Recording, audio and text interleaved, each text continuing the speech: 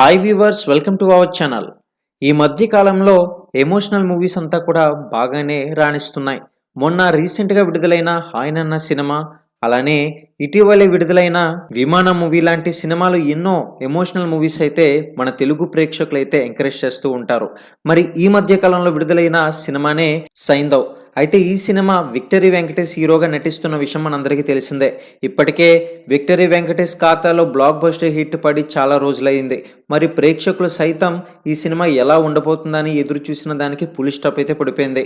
మొత్తానికి మొదటి రోజు ఈ సినిమా ఎంతవరకు కలెక్ట్ చేసింది ఏంటనే పూర్తి సమాచారం అయితే ఇప్పుడు మనం చూద్దాం. మొదటిసారి కనుక ఛానల్ చూస్తున్నట్లయితే సబ్స్క్రైబ్ చేసుకోండి మరియు లైక్ చేయడం మాత్రం మర్చిపోకండి.